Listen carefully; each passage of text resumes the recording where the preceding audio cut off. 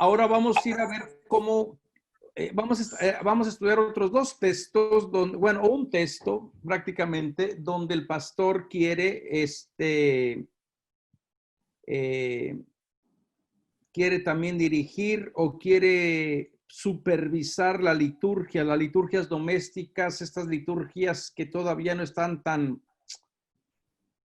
organizadas jerárquicamente, también ya quiere establecer ciertos principios, ¿no? Entonces, vamos a estudiar le puse la cofradía de la mano caída y la cofradía del santo reproche. Hay un libro que se llama justamente así en México, que se salió como hace unos, ¿qué serán? Unos 8 años, 10 años, la cofradía de la mano caída. Y hacía mención, este libro, ponía a todos los políticos mexicanos que en los últimos decenios han dominado prácticamente la política de México, y dice que todos tenían en común, pues que tenían prácticas con otros hombres, pero ejercitaban el poder y eran los mismos que un poquito lo que ayer comentaba el padre Ismael, ¿no? De estos predicadores que lanzan condena desde el púlpito contra todas las personas que son homosexuales, y luego a ellos se les encuentra practicando justamente lo que denuncian. Entonces, de allí me vino este título de decir, bueno, parece ser que hay un grupo de poder dentro de la liturgia, y muy probablemente en cuestión de masculinidad también no estén realizando el género o estén deshaciendo el género. ¿Alguien quiere leer Primera Timoteo 2, 8, 15? Este va a ser el texto que nos va a ocupar. A ver, no creo que terminemos el día de hoy. ¿Alguien quiere, por favor, leer este texto?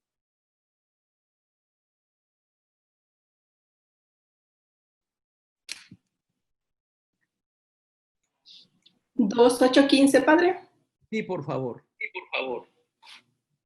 Quiero que los hombres oren en cualquier lugar, elevando sus manos a Dios con pureza de corazón, libres de enojos y discusiones. Asimismo, que las mujeres se arreglen decentemente, se adornen con modestia y sobriedad, no con peinados rebuscados, con oro y perlas, con vestidos lujosos, sino con buenas obras, como corresponde a mujeres que se profesan religiosas.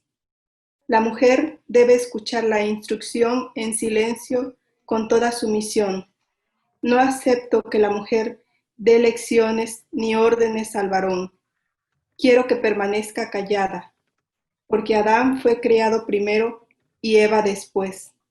Adán no fue engañado, la mujer fue seducida y cometió la transgresión, pero se salvará por la maternidad si mantiene con modestia la fe, el amor y la santidad. Bueno, podemos ver escuchar este texto casi un texto maldito, ¿verdad? Un texto maldito, por todo ¿verdad? Lo que se ha llevado, el abuso que se ha cometido. Y si comparamos inmediatamente los dos textos, podemos ver cómo el pastor le dedica más, da más instrucciones a lo que él quiere realizar en la comunidad en cuestión de la mujer. En cuestión del varón, solamente brevemente dice lo que él quiere. Pero recuerden que a veces cuando en los textos se menciona algún gesto, alguna palabra, alguna indicación, uno puede estar tratando de ver qué es lo que está detrás del texto, qué es lo que el pastor realmente está prohibiendo. Entonces, este texto, que por cierto hasta hace muy poco era el que se leía en las bodas, y por cierto también aparece mucho dentro de la liturgia, a pesar de que ya se hizo la revisión, todavía el texto sigue apareciendo frecuentemente en la liturgia. Gracias a Dios también que la gente regularmente no predica acerca de las lecturas, ¿verdad? Predica más, uno se enfoca más a veces al evangelio. Pero no obstante, la gente que lo escucha, la gente que viene a nuestras celebraciones sin tener ningún tipo de contexto, pues parece que se va, especialmente si son varones, se van a identificar perfectamente con este texto normativo, ¿verdad?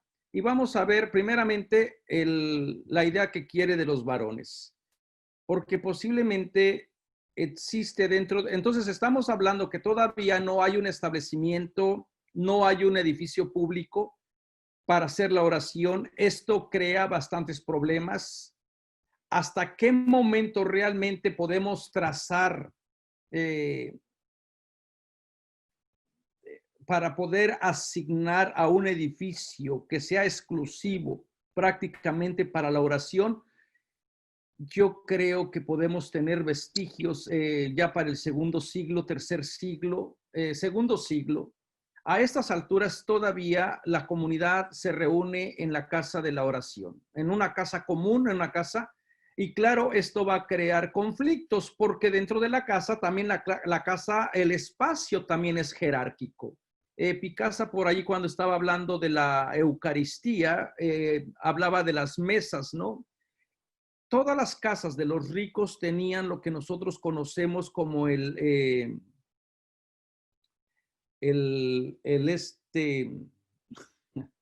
me fue, era el comedor que solamente podían estar reclinados 9 personas. Haciendo los estudios de la arqueología, lo máximo que una casa podía acomodar sería entre 20 y 25 personas bien apretadas, dando por hecho que la casa no tuviera ninguna ornamentación o ningún altar dedicado a otra divinidad, que también era muy típico. Esta idea de tener una religión pura, bueno, se ha quedado en una idea. En realidad lo que ha hecho es un sincretismo. Se adora a Jesucristo y bueno, también todavía no se despegan de las otras divinidades. Por eso es que también la glosolalia, que era más típica de las culturas de la cultura egipcia, que de las culturas cristiana. Entonces, ahí en estas casas, para poder organizar la oración, conmemorar la comida, pues implicaba también cierto grado de jerarquía. Es muy probable que la gente que facilitaba la casa serían los que llevaban también la oración, dirigirían la oración. El problema sería cuando Pablo habla de que toda la comunidad que se reúne, toda la comunidad para ciertas ocasiones. Entonces, muy probablemente no cabrían en una sola casa. Tendrían que, si es la comunidad de Corinto, tendrían que posiblemente rentar algún local, algún espacio que los templos paganos regularmente tenían, por ejemplo, los templos de Apolo, los templos de Artemisa regularmente tenían un salón que se rentaba donde se hacía el sacrificio y se rentaba para otras ocasiones. Muy probable los cristianos tuvieron, si se querían reunir todos como comunidad, tendrían que rentar algún espacio de esta magnitud, ¿no? Para poder darle cabida. Lo da por hecho entonces que la liturgia es privada y la liturgia que es privada parece ser que requiere un cierto orden. Y lo primero que nos llama la atención es entender por qué el pastor quiere que los hombres en cualquier lugar den culto con las manos extendidas. Y también habíamos visto anteriormente que realizar liturgias a favor del imperio era la garantía de que la comunidad puede vivir tranquilamente, productivamente y armonía dentro del imperio. También cuando les hablábamos de estos temas, les dije que la casa imperial funciona como una réplica, funciona como un modelo para todas las casas. Si hay un culto público donde se honra la figura del emperador, también va a haber un culto, aunque sea privado, que va a tener la misma estructura jerárquica. Y en esa estructura jerárquica es el hombre, no la mujer, el que va a llevar el liderazgo. El que va a llevar el liderazgo de la enseñanza, el que va a llevar, en teoría, porque parece ser que en la práctica, quien está llevando el liderazgo es prácticamente las mujeres en la comunidad y el pastor quiere corregir ese comportamiento.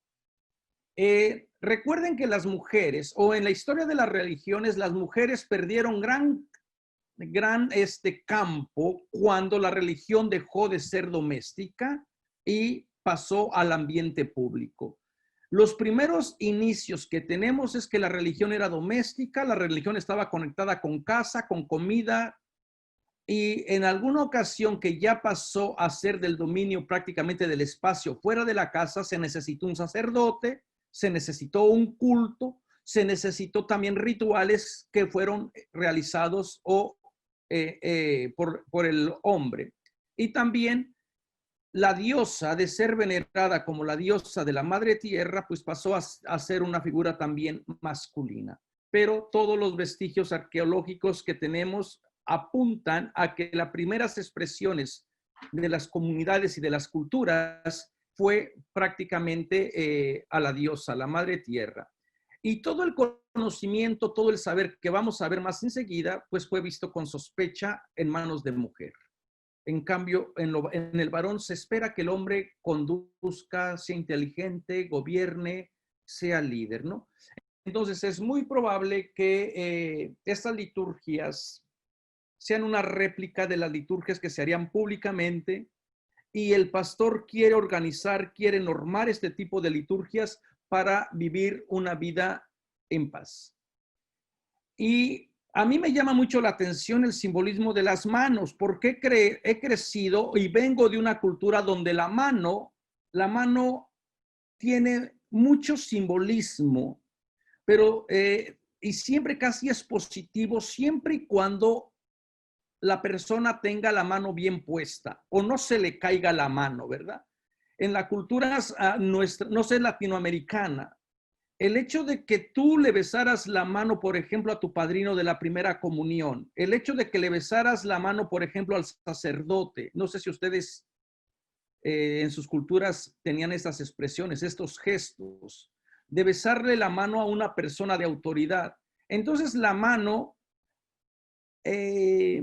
pues como que está en esta mezcla de simbolismos, y toda la gente, todos los investigadores, los especialistas en las pastorales, se han centrado prácticamente en decir, o se han limitado solamente a decir, de que lo que está pidiendo el pastor Pablo es una práctica que se pedía basada en el libro de Levíticos. Era la práctica propia del sacerdote, que el sacerdote ore con las manos, y prácticamente pasan a comentar el otro texto, que es más atractivo porque habla exuberantemente del vestido, de las joyas, del peinado, que se vistan de silencio, trae los textos bíblicos a colación, que Eva no fue engañada, que Adán no fue engañado, y que la mujer se va a salvar solo por la maternidad. Entonces, como que se les ha olvidado el simbolismo de la mano. Pero para mí, que vengo de una cultura donde el caerse la mano es símbolo prácticamente de afeminamiento, es símbolo prácticamente de no ser considerado hombre, pues a mí me llamó mucho la atención de decir, ¿por qué le pide que levanten las manos? Muy probablemente hay algo dentro del simbolismo de la mano. Y investigando un poco, especialmente a los sociólogos y antropólogos modernos de aquí de Estados Unidos, que han investigado estos gestos típicos de la mano, por ejemplo, Gierman dice que la mano hispana es la extensión extrema del machismo. Y yo creo que tiene razón, hay poder en la mano. En la psique mexicana, la mano significa dominio, poder, control y autoridad. ¿Y cuál fue mi sorpresa? Que cuando uno investiga también esto, el poder de la mano dentro de la cultura griega, también tienen este mismo simbolismo en el siglo I. Por eso de allí viene la patria potestad, el poder de la mano, el poder del padre, donde el padre reconocía o transmitía su autoridad por medio de la mano. Una vez que el padre ponía la mano sobre el infante, la persona lo legitimaba como su hijo. Entonces el poder de la mano era importante porque significa dominio, ¿no?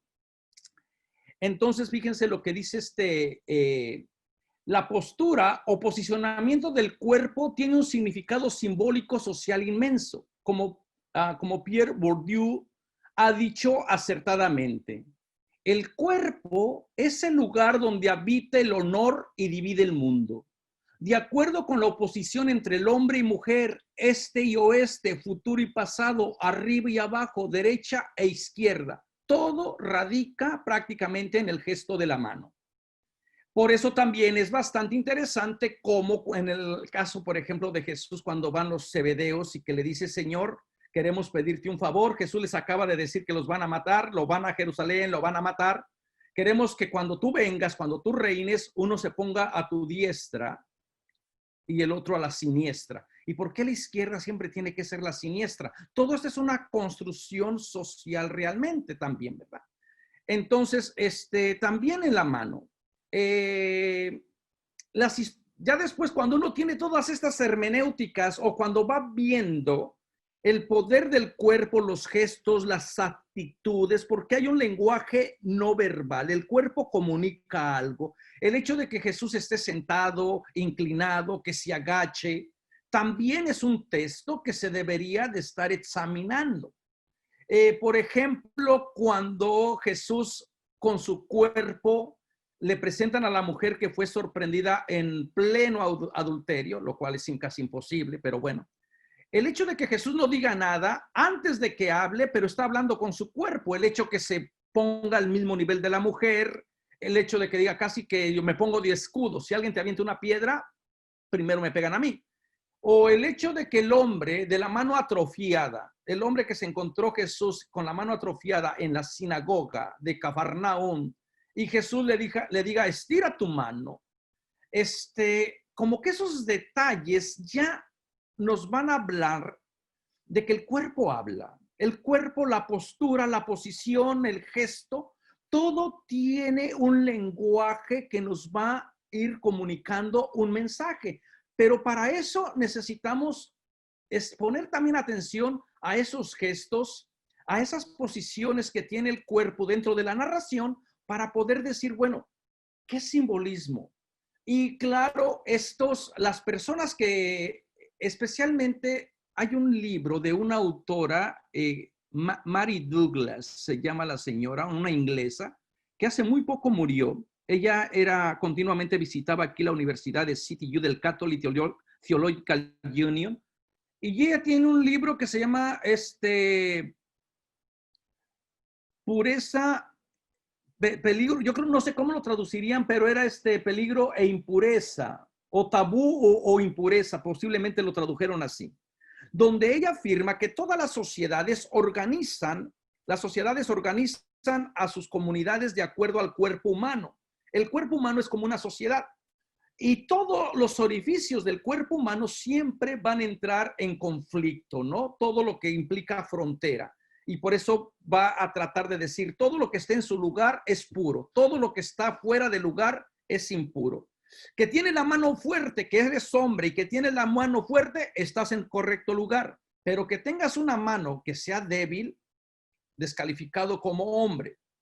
Por eso también va a decir que no se te caiga la mano. Ya les decía el día de ayer con el corrido de antier, creo que con el corrido mexicano del Joan Sebastián, de Jacinto Peros de la O, que no se le cayó la mano, que siempre caminaba derechito, derechito, sin caérsele la mano. En la psique del pueblo mexicano, entonces, es la mano como que siempre va a representar esta actitud, ¿no? La mayoría de los comentaristas interpretan correctamente el gesto de elevar las manos puras como la postura oficial y universal de la oración en el mundo antiguo. Según este gran especialista, padre jesuita de las pastorales, que se apellida Fior, dice, esta era una postura común de oración tanto en el mundo grecorromano como en el judío, frecuentemente asociado con la bendición, y por allí cita varios textos bíblicos y también citas del Talmud. También nos da algunas citas de filósofos clásicos para decir que levantar las manos, elevar las manos puras, es prácticamente el gesto de la persona que está implorando la bendición de la divinidad, de los dioses. Y si el pastor está pidiendo que los hombres levanten las manos puras hacia el cielo, utilizando la hermenéutica de la sospecha, uno pensaría que entonces probablemente los hombres no están levantando las manos, o se les cayó la mano, o posiblemente sus manos no son puras. Entonces quiere corregir también esta postura, quiere también decirle a la comunidad que los roles, los consabidos roles de género se tienen que conservar.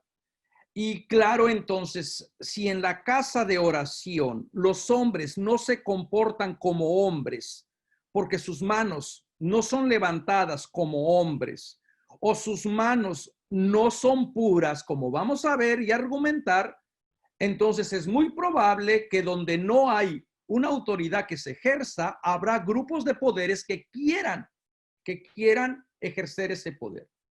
En una comunidad parroquial, no hay cosa más nefasta como cuando el sacerdote no toma las riendas. Podemos tener una comunidad alternativa, pero alguien tiene que tomar las decisiones.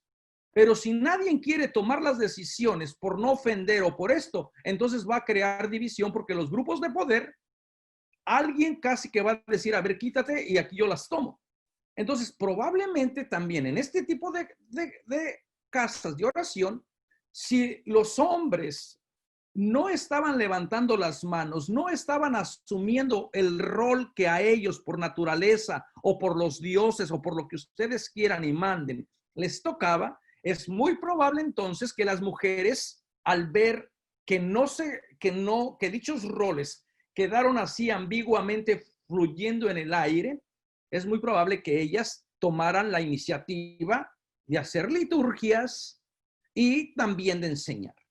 Porque en algún momento la comunidad tiene que aprender también a ejercitar la autoridad, ¿no? Por muy alternativa que la comunidad sea. Y cuando comencé a ver todo este simbolismo de la mano, también comencé a investigar a los clásicos. Vamos a ver qué nos decían, si hay algo, si podemos rastrear. Y oh, sorpresa, hay textos también muy importantes acerca del simbolismo de la mano. Por ejemplo, el filósofo presocrático Anaximandro dijo que la mano es la persona. Algunos eruditos clásicos dicen que la etimología latina y la semántica de las manos señalan repetidamente el significado de manos, mano, en la cultura romana, mano, manus, porque es un regalo munus para todo el cuerpo. Juegan con la palabra manus y munus, mano y regalo.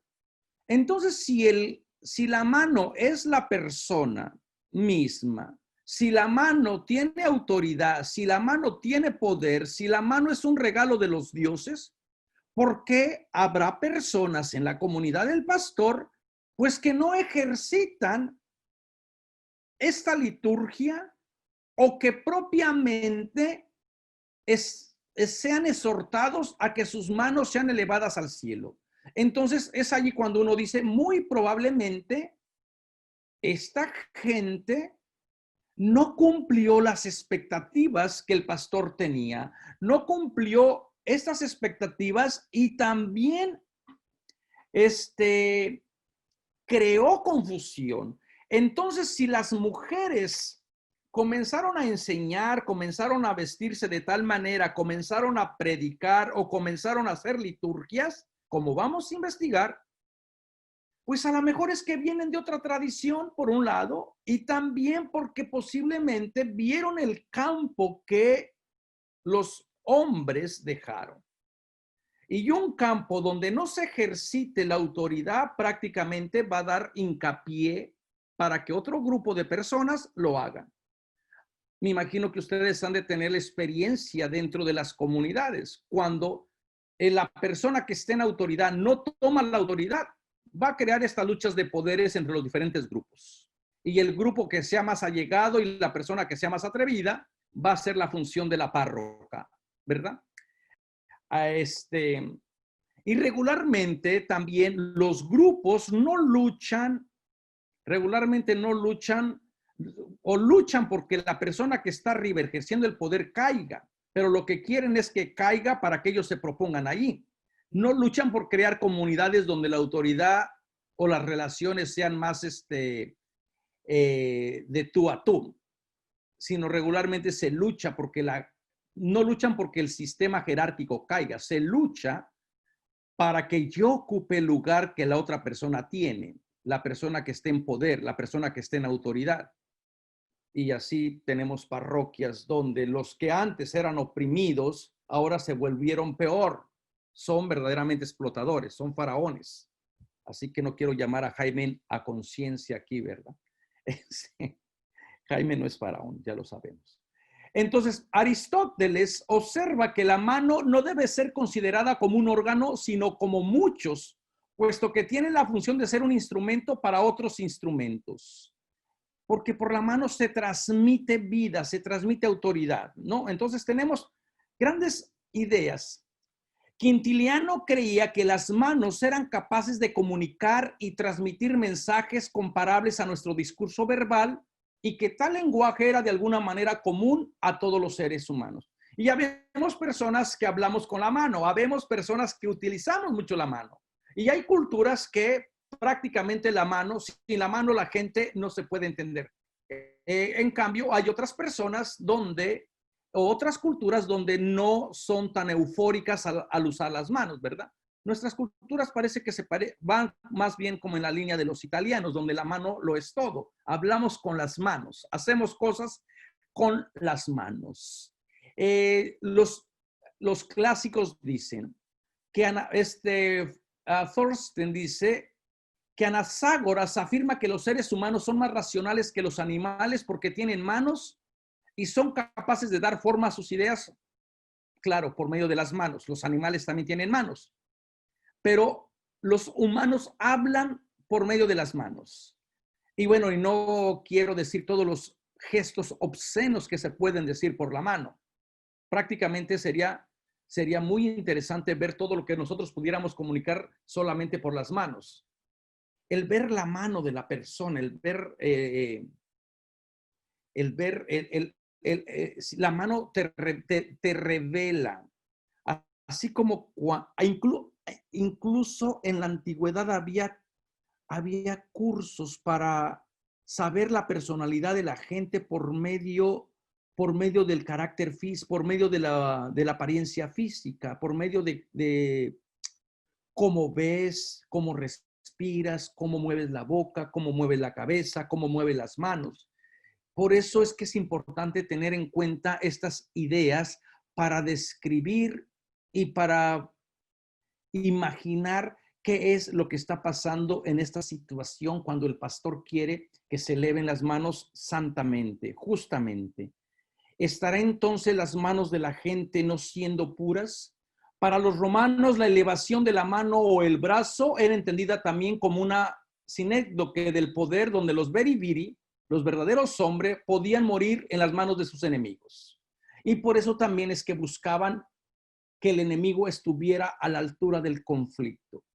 Cuando uno era niño, ¿verdad? Le decían, ponte con uno de tu tamaño. No se vale buscar pleitos con alguien que no esté a tu altura, ¿no?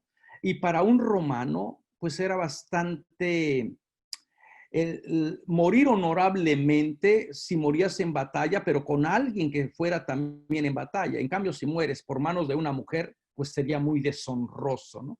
Tal es el caso que se narra en el capítulo 4 del libro de los jueces con la historia de Yael y Sísara. Sísara que escapa de las manos de Débora, porque Débora es la que va liderando todo el campamento. El profeta tiene miedo espantoso y Débora es Débora la profetiza, la madre del pueblo de Israel, la madre de la patria. Y bueno, desbaratan los carros de Sísara y Sísara huye a pie, llega a la casa de Yael y prácticamente Yael lo cobija, le da un poquito de leche y le da un martillazo en la sien y lo mata.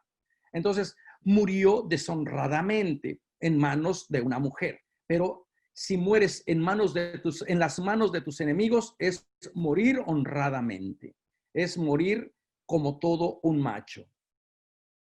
No es suficiente alzar las manos varoniles mientras se realizan los servicios litúrgicos. Las manos deben de ser puras, hosius, dice el texto. Los eruditos clásicos han afirmado que dada la importancia de la mano en el derecho, en los negocios, en la familia, en lo militar y como protección contra el mal, no es de extrañar que en el acto de la oración las manos se mantuvieran puras. Entonces, esta es una de las características que quiere el pastor, que las manos que se eleven sean puras. Y si no hay manos puras, entonces tampoco, no sabemos si es la bendición o si es para dar gracias.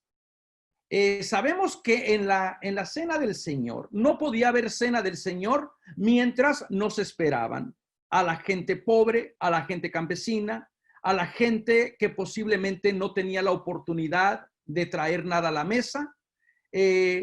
Sabemos que en el texto de 1 Corintios capítulo 11, versículo 17, lo que está en juego para celebrar la verdadera cena del Señor es un acto de justicia social. No puede haber cena del Señor mientras existe injusticia. No puede haber cena del Señor, lo repito, mientras la gente siga robando, sigue explotando, no esperen a los pobres, se les siga condenando, se les siga sacando del lugar. Entonces Pablo va a decir, esa no es la cena. Ustedes llámenle como ustedes quieran, pero eso no es la cena del Señor. Aquí, analógicamente hablando, también podemos decir lo siguiente. Mientras los hombres no tengan las manos puras, no puede haber bendición. Porque esto caería en una manera de hacer gestos litúrgicos vacíos. Por eso a mí me gusta mucho este artículo, que ya es viejito, pero es muy bueno todavía, porque es de Enrique Dussel, este argentino que se ha nacionalizado mexicano, filósofo, teólogo y muy importante. Tiene un artículo que ya tiene algunos años, yo creo que por los 90, que decía, podemos celebrar siempre la Eucaristía. Así lo tituló y lo sacó en la revista Concilium, en la revistita esta que por ahí les mandaron el artículo. Y él hacía todo un análisis para decir, ¿realmente se puede celebrar la Eucaristía mientras existe la injusticia, mientras se prive al pobre del producto? ¿Qué le vas a ofrecer a Dios? Y tiene totalmente la razón. Eso Pablo le diría, efectivamente, eso es lo que queremos. Para que exista una Eucaristía verdadera, tiene que haber un compromiso de no explotar a nadie, de que todos estén a la mesa. Y lo mismo aquí, para que sea una oración de verdad, tiene que tener estos condicionamientos de que la mano tiene que estar pura y sin ninguna malicia, ¿no? Sin nada que le contamine. Séneca, por ejemplo, advierte a los hombres que no alberguen malos pensamientos, que levanten las manos puras al cielo y no pidan nada que signifique privación para otros. Además, entre los requisitos que los capataces deben de dominar y poseer en los obispos, que después vamos a ver, está el de llegar a ser acepto a los hombres y a Dios, agradables a Dios. Entonces, alzar las manos no es un gesto vacío, como no debe de ser nuestras liturgias. Pero ¿qué es lo que pasa? Que parece que nos hemos reducido a la experiencia de Dios a realizar liturgias y liturgias mal hechas, sin entender el significado realmente de lo que hace. Y a uno casi que le piden que haga magia. ¿Por qué? Porque ya están totalmente desconectada de la vida de la comunidad. Entonces aquí la comunidad tiene que aprender a realizar estas liturgias y alzar la mano de bendición, pero tienen que estar involucradas en un acto de justicia. Podemos ver que levantar las manos puras no se limita a cuestiones de higiene, como argumenta Raymond Collins, un gran biblista, pero yo no concuerdo con él porque él dice que cuando el pastor declara que un hombre en oración debe levantar las manos puras, Simplemente dice que las manos del hombre deben ser lavadas, purificadas antes de la oración. Él prácticamente limita el hecho de lavar las manos o de que las manos sean puras a cuestiones de pureza, como lo entendía la ley de Moisés. Yo no creo, porque tanto los clásicos, los textos extrabíblicos, como voy a mostrar enseguida de los padres de la iglesia, el levantar las manos implicaba actos de justicia.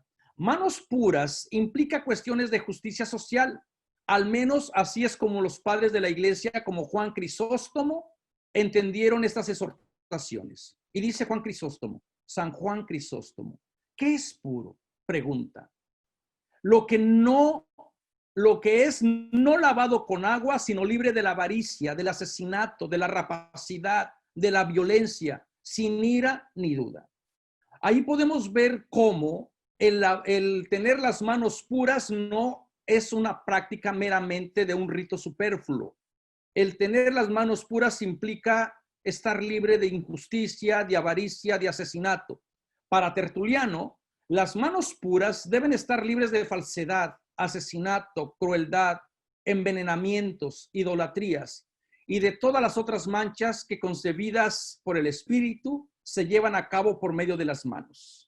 Entonces, cuando el pastor está diciendo que los hombres levanten las manos puras, es muy probable, jugando con la hermenéutica siempre de la sospecha, es muy probable que sus hombres, a los que él quiere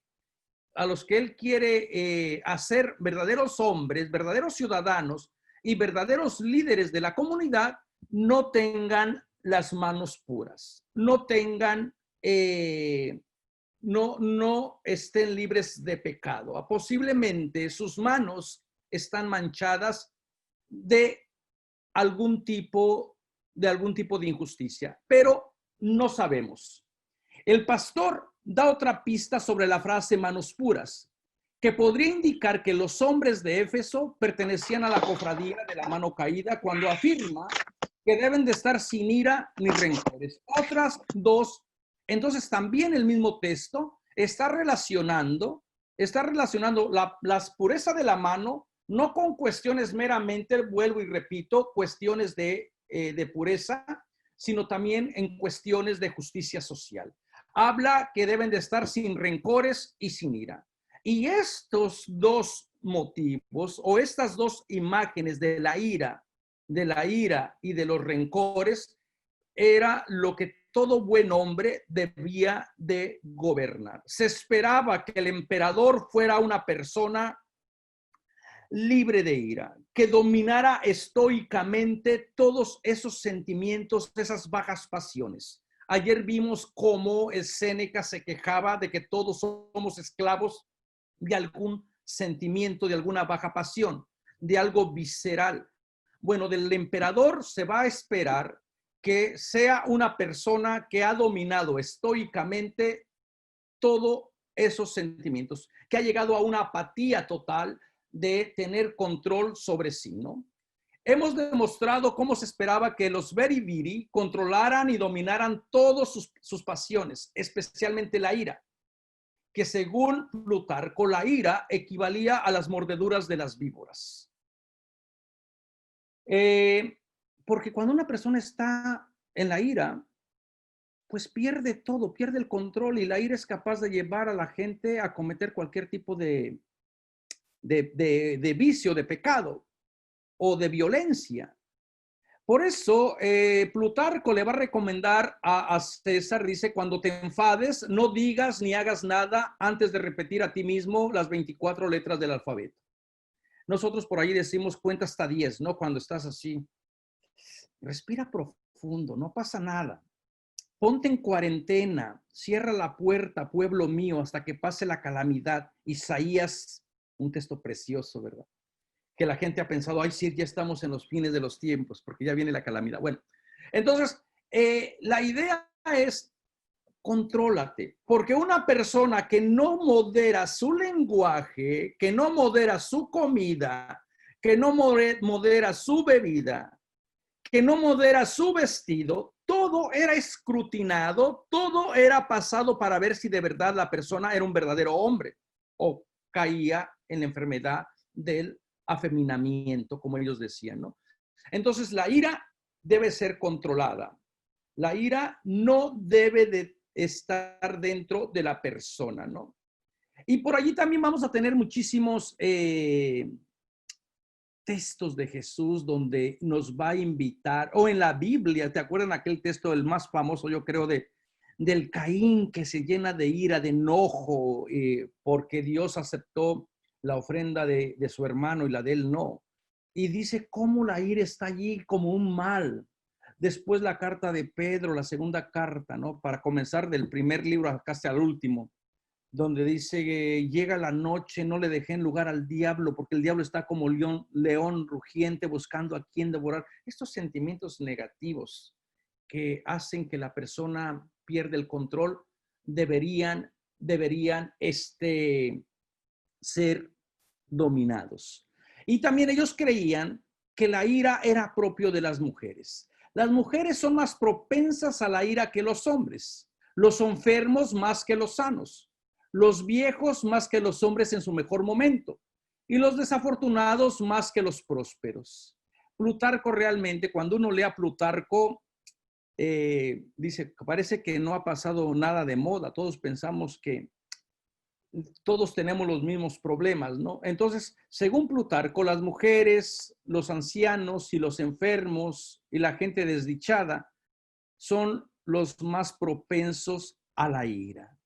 En cambio, la gente que ha controlado esos instintos o que sabe su relación que tiene dentro de la sociedad, que le ha ido bien, que los dioses le han sonreído, prácticamente no tienen nada de qué quejarse. Plutarco estaría haciendo una especie de teología de la abundancia, de la prosperidad. Muy bien. Vamos, me gustaría ahorita tratar de hacer un paréntesis para ver si hay alguna pregunta, algo que quieran comentar. Manuel, sí. Esto de las manos, sí, esto de las manos, en aquel tiempo como hoy, ¿no? Que lo utilizan los sordomudos, el lenguaje de las señas. También esto de las manos puras, no sé si en aquel tiempo habrían, difícilmente lo cumplirían. Un poco difícil eso de manos puras. Hoy día en algunas, que me ha pasado en algunas parroquias, y sobre todo en este tiempo de la pandemia, que se dice la comunión en las manos. Algunas personas no comulgan porque es en la mano, tiene que ser en la boca. Y se queda uno pensando, ¿no? Como si fuera algo aparte, todavía está esta mentalidad. ¿Cómo cambiar esta? Sí, lo puro, lo impuro, las manos. Y lo puro es la lengua, ¿no? Entonces uno dice, pues es más impura la lengua que las manos, ¿no? Si fuera el caso. Yo creo que sí, en cuestión de lo que posiblemente, yo estoy convencido, después de haber investigado la cuestión de que las manos sean que sean puras y que no se enojen, que no tengan ira, yo creo que el pastor lo que quiere es que estas personas que él va a nombrar de verdad se comporten como se comportaría cualquier otro hombre, cualquier otro sacerdote público del imperio o de cualquier otra divinidad. Pero el hecho de que esté diciendo muy probablemente es que estas personas, y más adelante los vamos a ver cuando hablemos de los obispos, porque también va a hablar que no sean amantes del dinero, que no sean borrachos, iracundos. Bueno, va a presentar la serie de la lista. El problema es que nosotros en nuestras liturgias hemos olvidado el aspecto de la justicia social y hemos reducido la liturgia solamente a prácticas como la que tú acabas de mencionar, donde la gente se siente ya contenta o en su conciencia porque comulga en la boca y no comulga en la mano. Porque hemos reducido prácticamente, así les hemos enseñado, a puros ritos externos, a puras liturgias que muchas veces no están conectadas con la justicia, que no están conectadas con la realidad de la que vive la gente. Y entonces a uno, ¿cómo les explicas a esta gente? Pues que la liturgia no solamente son gestos externos, sino que tienen que seguir toda una dinámica de justicia. ¿Cómo sacas a los adoradores que tienes en el templo las 24 horas y no son capaces de a veces ir a visitar a un enfermo? Porque ellos se sienten bien allí en ese tipo de espiritualidad. Y hablando de la liturgia, o sea, de comulgar, ¿cuál es más puro? En cuestiones de higiene, había un artículo que yo leí de un teólogo que también era médico inglés y que él hizo este estudio de decir quién tiene más posibilidad de enfermarse, de contaminarse antes del COVID estoy hablando. Los que reciben la comunión en la mano o los que reciben la comunión en la boca. Desde el punto de vista solamente higiénico, médico, él concluía que los que reciben la comunión en la boca. Así que yo creo que no debemos de quedarnos solamente con las reglas. La liturgia nuestra liturgia es muy bonita, interesante, pero hay que volver a darle otra vez el significado a los símbolos que representan, ¿no? ¿Alguna otra persona, Jorgito? Hola, Padre Manuel. Híjole, es que es tan interesante todo lo que está diciendo ahorita usted, Padre, con respecto a las manos. Yo tuve la oportunidad de trabajar como productor en muchas cositas, pero también me dieron la oportunidad de ser camarógrafo para televisión. Y una de las pruebas de las cuales me pusieron y me decían, bueno, si una persona anónima que no quiere mostrar su rostro, ¿qué toma harías? Obviamente no tiene que ser su cara, tiene que ser alguna parte de su cuerpo. ¿Qué tomarías? No supe responder. Pero ellos me entrenaron, dice, pues sus manos. Porque sus manos van a demostrar nerviosismo, alegría, angustia, tristeza, enojo, frustración. Ahí tienes que poner la cámara. Y eso va a hablar por sí solo. Es decir, se va a escuchar el diálogo de la persona sin su cara, pero va a demostrar sus sentimientos a través de los movimientos que haga con sus manos. Ahí va a demostrar todo eso. Y bueno, vamos, que ahorita todo lo que estaba diciendo, Padre, pues como que está relacionado realmente. Nuestras manos no tienen caretas, simplemente demuestran nuestro estado de ánimo sin ningún tipo de, o sea, lo demuestran solamente. Esa historia es muy bonita, Jorgito. Lástima que no me la contaste antes y no la hubieras incluido, porque realmente el pastor como camarógrafo también parece que se centra en las manos. No se centra en contarnos la historia de qué habrá detrás no se centra en la cabeza, por ejemplo, o no se centra en decirnos quiénes eran ellos. Él solamente quiere que en todo lugar y en todo momento se haga la liturgia. Pero sí como que centra la cámara a través de las manos y todas esas características que tú estás mencionando prácticamente por medio de la mano tú puedes describir no solamente si la persona es verdaderamente masculina o no, sino también puedes describir comportamientos si están basados en justicia o en injusticia, ¿no? Por eso cuando Moisés, en el diálogo aquel que tenía en la teofanía allá en el capítulo con la zarza ardiendo, y que entre en diálogo con decir, ¿y quién es el que me envía? Y Dios le dice, parece que por ahí no va la cosa.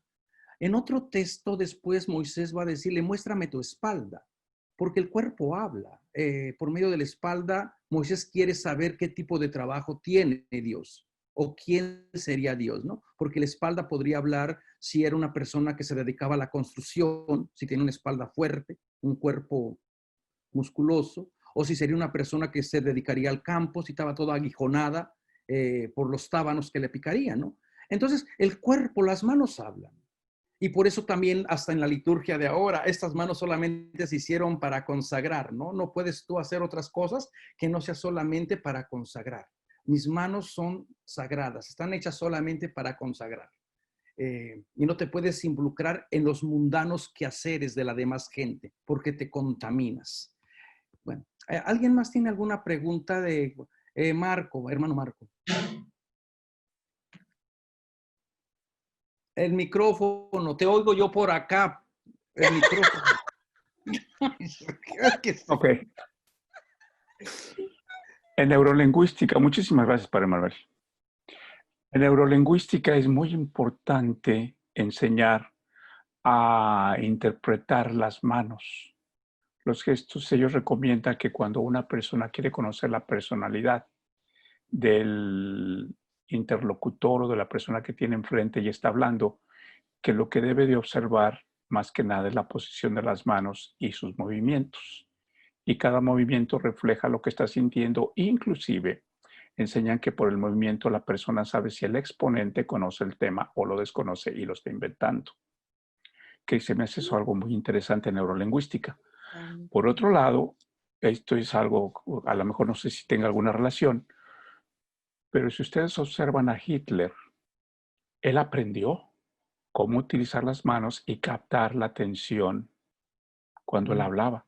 Hitler era la persona que en un discurso era muy elocuente al hablar, pero no tan solo usaba palabras, sino mucho el silencio y las manos. Él solía, si ustedes observan algunos de sus discursos, cuando él se para, lo primero que hace es ponerse de frente, sacar el pecho, subir la vista sobre toda la gente, voltea y la vea y no empieza a hablar inmediatamente. Y el segundo movimiento que hace es alzar la mano. Y hace como una especie de saludo a la gente y luego la mueve y empieza ya a hablar. Y de vez en cuando quiere hacer una pausa, no la hace con la voz ni el diálogo, la hace con las manos. Y esa es una forma de manipulación. Gracias, Marco. Yo creo que pues me han dado muchísimas ideas y por eso es que, y créanme que cuando les digo, a veces uno cuando se mete al mundo de la Biblia piensa que ya todo está dicho. Y sí hay textos que de verdad ya están muy trillados. Por ejemplo, todos los biblistas de las pastorales se meten prácticamente más bien a analizar a la cuestión de las mujeres, que se callen, que vistan de esta manera. Y se olvidan de este versículo.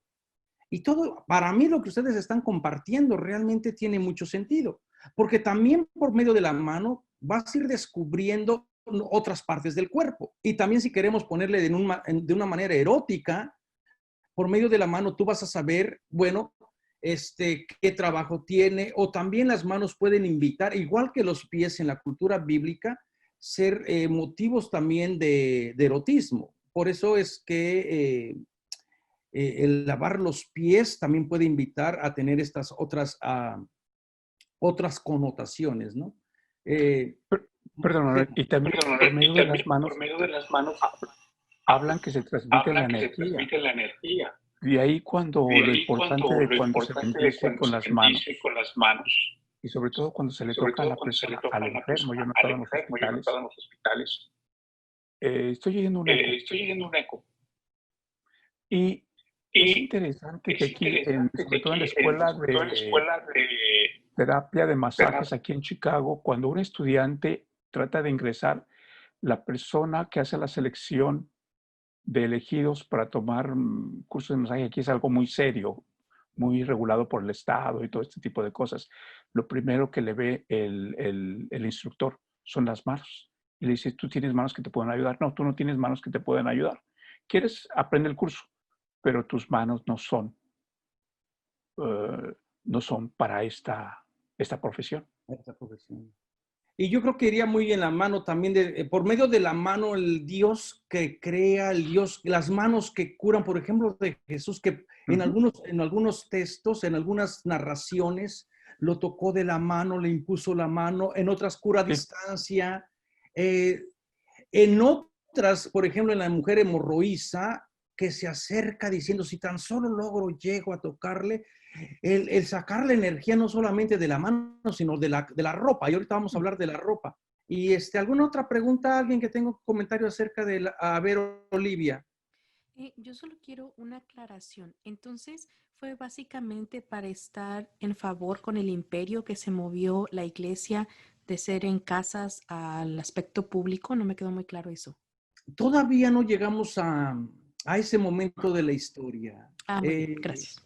En este momento, recuerden que las comunidades eran comunidades pequeñas, los seguidores de Jesús eran grupos pequeños y todavía no tenían edificio. ¿En dónde se reunían los primeros seguidores de Jesús? En la sinagoga. Iban con sus parientes, la inmensa mayoría venía procedente, a veces en algún caso, del judaísmo. Iban, se reunían en la sinagoga. Poco a poco, cuando fueron entrando en conflicto con los de la sinagoga,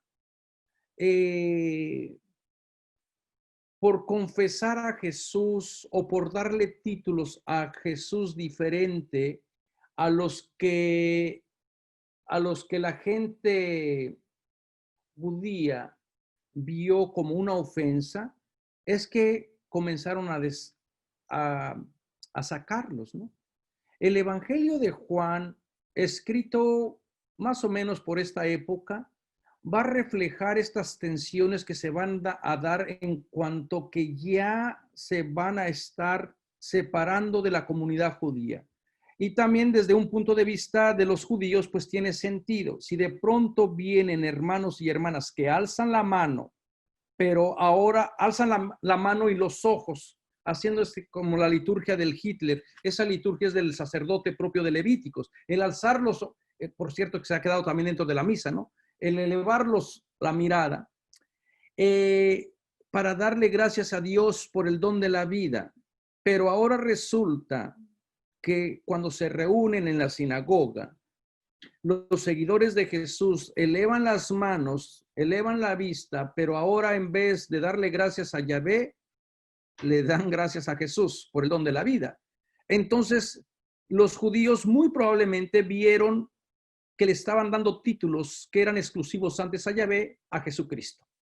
Y comenzó este conflicto que se va a ver reflejado en el Evangelio de Juan. Por eso en el Evangelio de Juan los judíos son los enemigos número 1.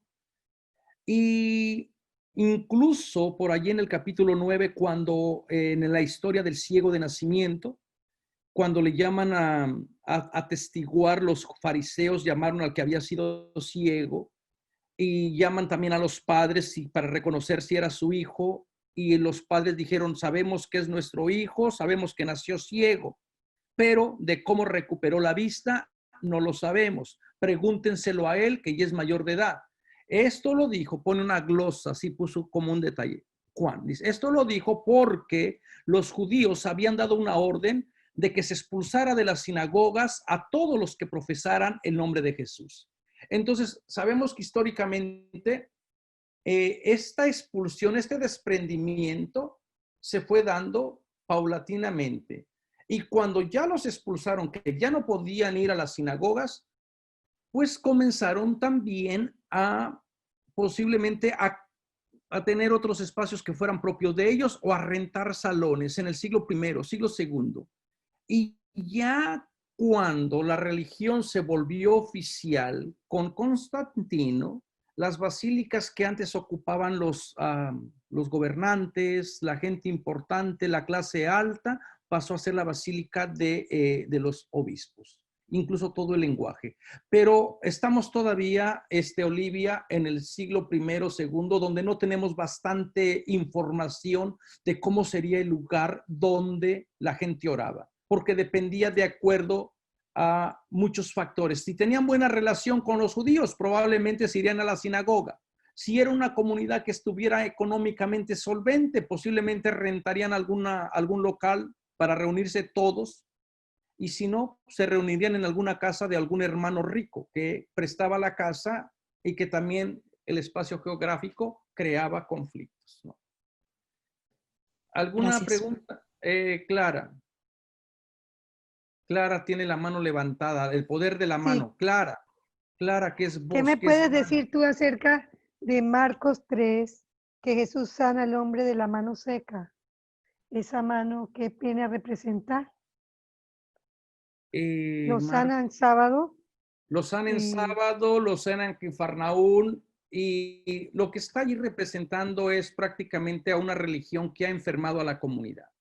El judaísmo, según Marcos, con su teología, no fue capaz de darle vida, porque se obsesionó tanto en normas, en leyes, y está en el centro prácticamente. Es el primer milagro, si no mal recuerdo, Marcos 3, acaba de llamar a los discípulos. Sí, primer milagro, sana en el espacio religioso de la sinagoga en el día sábado, y está con la mano seca, la mano atrofiada.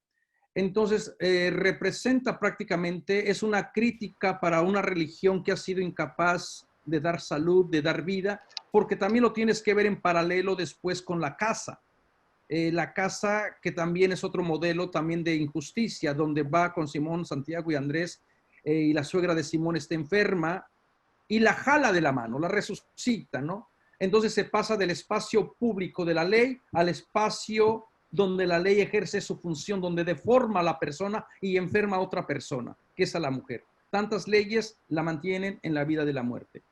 Hay una historia, esta historia del hombre de la mano paralizada o atrofiada, se pasó a los apócrifos. No recuerdo en cuál apócrifo yo lo leí, pero en el libro de los apócrifos, Jesús entra a la sinagoga de Cafarnaúm, ve al hombre que tiene la mano atrofiada. No, el hombre de la mano seca ve a Jesús, se le postra diciendo: Jesús, hijo de David, ten compasión de mí, sana mi mano porque la necesito. Yo era albañil y ahora no puedo trabajar. Es una historia retrabajada, pero tiene un simbolismo bastante fuerte, porque ya la mano es necesaria para la vida, y yo creo que iría muy en la línea de lo que Marcos quería. Con la propuesta que Jesús tiene es que tenga vida, que la mano y que todo el cuerpo tenga vida, ¿no? ¿Alguna otra pregunta? Antonio. Sí. La mano seca, la ley no ha hecho las cosas bien. Pero las manos de los sacerdotes que ofrecen el sacrificio no son manos que son justas, ¿no? Si son puras, sí. Sí. Si son puras, sí. Si no están cometidas en todas las injusticias que estuvimos viendo. No sé a qué horas llegaste, no sé a qué horas te conectaste, pero estuvimos viendo que las manos tenían, de acuerdo al pastor, tienen que ser manos puras. Y por cierto, hay un autor brasileño, Alves. ¿Te suena Alves? Sí. Que tiene un libro preciosísimo sobre los símbolos en la Biblia. Es muy bueno. Y también va en esta misma línea. La mano estuvimos viendo que la mano tiene que ser justa. Ahora, si estuviéramos viendo en la cuestión de Jesús, a la crítica que hace con el sacerdocio, pues la gente los sacerdotes con tantas leyes acerca de la pureza de las manos, a la pureza acerca del vestimento, pues parece ser que se obsesionaron tanto y descuidaron la justicia, descuidaron el clamor del huérfano, del pobre y de la viuda, y posiblemente Jesús también iría en contra de esa liturgia. Si el sacerdote tiene sus manos santas, puras, que no tiene sentido de pureza como lo entendemos nosotros, es decir, que no hay injusticia al levantar su mano, entonces sí celebra la liturgia de la vida. Pero si la mano se involucró en actos de injusticia, de asesinato, de avaricia, de robo, como vimos, entonces, por más que alce la mano el sumo sacerdote en el día más santo, en el lugar más santo, desde el punto de vista de Marcos, esa liturgia no salva. Araceli. Micrófono. Sí, padre, una pregunta. hace rato estaba usted diciendo de las liturgias mal hechas. ¿Podría decirme un poquito más acerca de eso?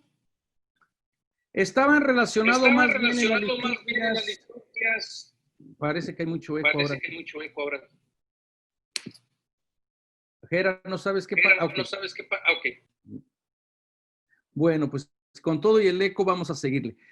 Parece, lo que estaba tratando de decir es, una liturgia que no está conectada con la realidad que está viviendo el pueblo y que no sirva verdaderamente para conectar tanto al oferente como al que está tratando de encontrar a Dios en medio de la injusticia, pues no va a ser una liturgia de vida. Las liturgias tienen que ser liturgias de vida en cuanto la persona pueda celebrar a ese Dios, pero a un Dios que es acogida, a un Dios que es vida, a un Dios que no discrimina, a un Dios que no está obsesionado por ver colores, por ver cómo uno sienta, cómo uno se hinca, sino que ve más al corazón, va más a tener en cuenta cuestiones de justicia social. Entonces, y lo que yo decía con nuestras liturgias es que a veces nos obsesionamos tanto más bien en el mantel, si comulgamos en la boca o en la mano, no importa que al final después afuera tu vida esté totalmente desconectada de lo que celebras. Entonces, yo creo que nuestras liturgias tienen que estar íntimamente conectadas con lo que somos, con lo que vivimos, con lo que creemos, y no solamente portarnos bien una hora, un día determinado, sino vivir realmente con ese esfuerzo de querer caminar, como diría el profeta, ¿no? En humildad, en justicia, temblar ante las palabras de Dios. A eso es lo que estaba tratando de reflexionar junto con las liturgias que se estaban realizando posiblemente en estas cartas, que muy probablemente tenían alguna injusticia y el pastor quiere que se norme, quiere que la gente se reoriente, que sus dirigentes se reorienten y que tomen el lugar para poder ejercitar o para poder ejercer su autoridad. De lo contrario, las mujeres se los van a quitar. Y eso es lo que el pastor quiere. Bueno, vamos a pasar a la otra parte del texto. Había una mano levantada, no me di cuenta. Ok. ¿Están viendo el PowerPoint? Sí, muy bien. Gracias, Olivia. Ustedes han oído este dicho: mujer que sabe latín no tiene marido ni tiene buen fin, porque se creía que el latín era exclusivamente de los varones, ¿no? Siempre la sabiduría se espera de los hombres que sean sabios, que sean inteligentes. En cambio, cuando hay una mujer que es sabia, que es inteligente, pues como que es vista con sospecha y por eso se le tiene que callar, se le tiene que dominar. Y vuelvo a darle gracias a Gera por presentarnos estas imágenes tan preciosas. Todas las imágenes son de Gera, con excepción de algunas dos que yo he puesto por ahí.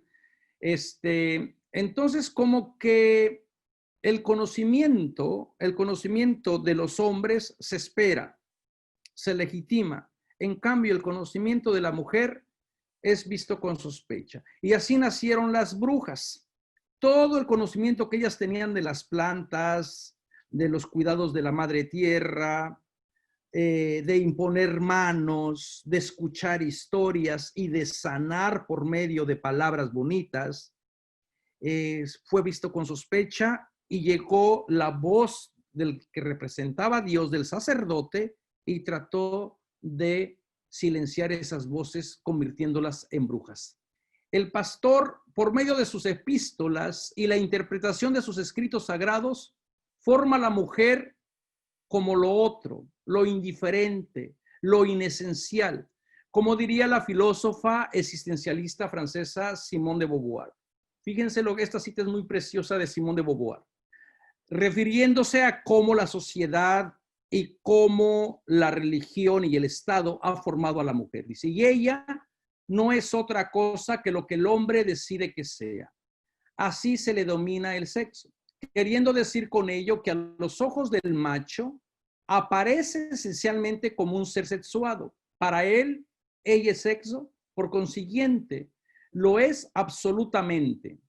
La mujer se determina y se diferencia con relación al hombre y no éste con relación a ella. La mujer es lo inesencial frente a lo esencial.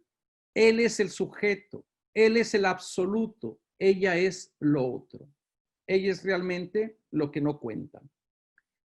Y por medio de las cartas también se puede ir formando a la persona, ¿no? Ustedes han escuchado este dicho de calladita te ves más bonita, o en boca cerrada no entra mosca.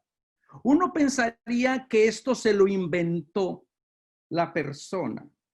Uno pensaría que esto lo inventó la cultura, pero esta idea de callar a la mujer ya aparece, lo he rastreado hasta la tragedia de Sófocles. En su obra Ayas le dice a la atrevida de Temesa, la protagonista, mujer, el silencio es adorno de las mujeres. Guardó pues silencio la infeliz Temesa.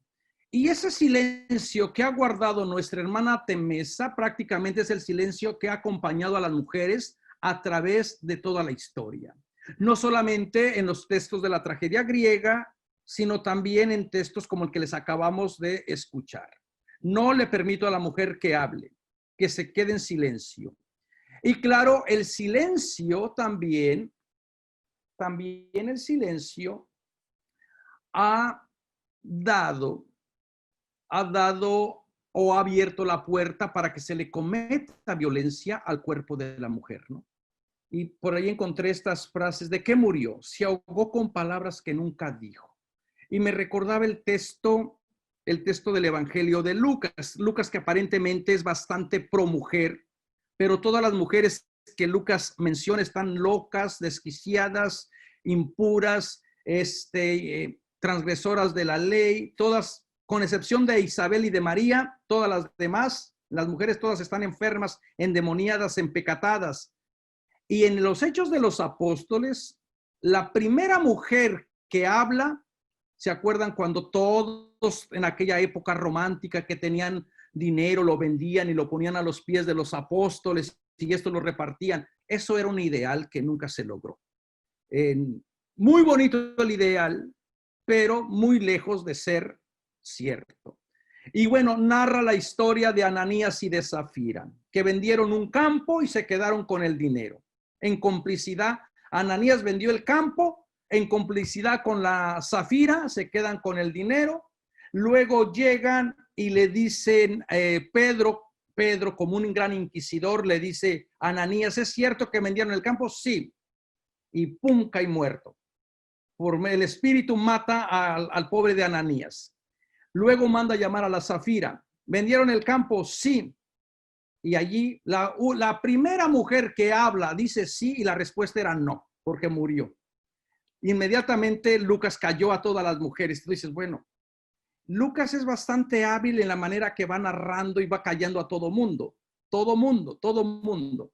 Entonces, este silencio que se va haciendo o que se va exigiendo de la mujer, pues lamentablemente, hermanos y hermanas, tenemos que retarlo, tenemos que desenmascararlo porque ha hecho mucho daño. El silencio ha sido prácticamente una arma para tener a la mujer como si fuera persona de segunda, ¿no? Y cómo se ha ido deformando a la mujer por medio de la epístola. La epístola o la carta tiene la intención de informar, pero también de formar. Cuando el Papa o la curia nos llega una carta, la gente de la buena voluntad tiene la intención de de informarnos de algo, pero también formarnos. Lo mismo sucede con las cartas. Las cartas no solamente te informan de lo que está pasando, también te van a formar. y algunos los van a formar y a sujetar. ¿Se acuerdan de los arsenocoita? Y cuando le dice, oye, tú arsenocoite, te formo, te sujeto. El poder de las cartas, por medio de la carta te forma y te dicen qué es lo que yo quiero. La sociedad espera que la mujer sea amante, dócil, que no hable, que haga trutru, punto de cruz, surcido invisible, que cocine, que sea la madre abnegada, que espere al marido, que si llega borracho le quite las botas, que le dé la cerveza, que lo meta a bañar, que lo acaricie. Y bueno, el pobre tiene el lujo de tener una esclava de por vida. Ninguna persona del siglo XXI a veces tiene este privilegio. El pobre en nuestros contextos latinoamericanos se da el lujo de tener esclavas que lo traten como si fuera el amo, ¿no? Entonces, por medio de las cartas también van a tener este poder de irte formando. Y el pastor hábilmente ha escogido, seleccionado su información, porque él no se inventó el arte de callar a las mujeres. Él no se inventó el arte de silenciarlas o de decir, yo quiero que te vistas de esta manera. Ya hay toda una literatura, como podemos ver en la carta de Melisa, la filósofa pitagórica. En el movimiento de los pitagóricos, estamos hablando antes de los presocráticos, todo este movimiento del siglo VI antes de Cristo, que trataban de buscar verdad. Sabemos de que había mujeres que también eran filósofas. Sabemos que había mujeres que también eran pensadoras, médicas. Siempre, en cada momento de la historia, ha habido mujeres que rompen, que no se resignan, que transgreden la ley que supuestamente es divina, donde debe de estar en silencio.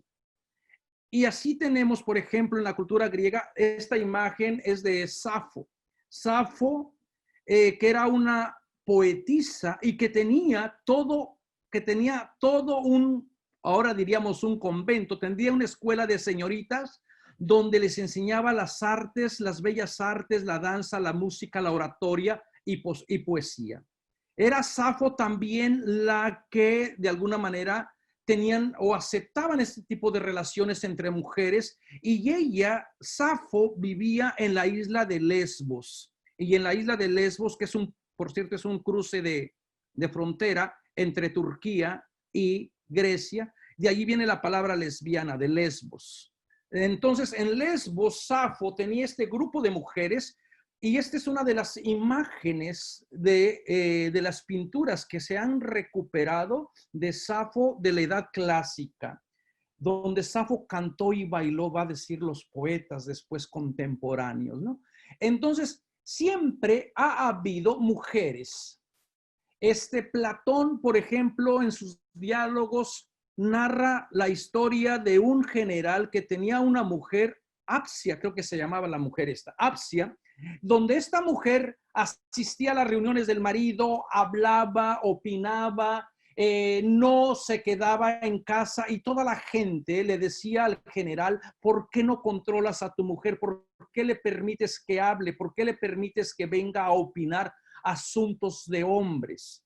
Y parece ser que el general, pues el general sería como mi abuelo. Yo vengo de una cultura bien rara, porque mi abuelo era machista, peleonero, tomaba y sacaba la pistola y hacía un alboroto en el pueblo, en el rancho, pero al llegar a la casa era un gato y mi abuela lo dominaba, mi abuela lo controlaba y diría, serás muy Otaviano Villalobos, pero aquí te jodes. Y le quitaba todo, le controlaba el dinero. Pues parece ser que así era el general, que no recuerdo su nombre, con Apsia, ¿no? Entonces, dentro del grupo de las mujeres que también buscaban conocimiento, los pitagóricos también admitieron mujeres, cosa que era muy raro para la cultura judía. Porque recuerden que para la cultura judía decían primero que se queme la ley que enseñársela a una mujer. Enseñarle la ley a una mujer es enseñarle a ser prostituta. Entonces, como que los griegos, hay momentos, vamos a decir que la divinidad está trabajando, y ellos admitieron ciertas mujeres, y unos de esos documentos que tenemos son cartas que Melissa la pitagórica le envía a su amiga Clareta para describir a una mujer virtuosa. Y fíjense lo que le dice Melissa la pitagórica a su amiga. Una mujer honrada y prudente debe buscar siempre para su adorno la modestia, huyendo de todo lujo. Procura manifestar en su traje la mayor limpieza, arreglándose a la más rigurosa decencia, y desprecia esos adornos superfluos inventados por el lujo y desaprobados por la razón. Muy probablemente el pastor conoce toda esta literatura. Les decía en alguna, no recuerdo en qué clase, les decía que el pastor tiene conocimiento de los clásicos porque cita, literalmente cita, en la segunda carta de Timoteo, cita a un filósofo griego diciendo, ya lo dijo el filósofo de los griegos, de los cretenses, que son malas bestias, estómagos gandules, peleoneros. Entonces, si conoce esta literatura, muy probablemente conoce estas cartas que se leían no solamente para informar de que había mujeres que buscaban sabiduría, sino que había mujeres que también estaban formando a la verdadera mujer, a la verdadera matrona, a la verdadera ciudadana romana, por medio del vestido, por medio de la prudencia, ¿no? Actualmente las feministas clásicas creen que esta carta fue una interpolación, que esta carta no fue escrita de Melissa la pitagórica, sino que fue escrita por algún hombre que se hizo pasar por Melissa la pitagórica para que tuviera más poder. Para que no es lo mismo que yo diga como varón, yo no le permito a la mujer que hable, que se calle, que obedezca.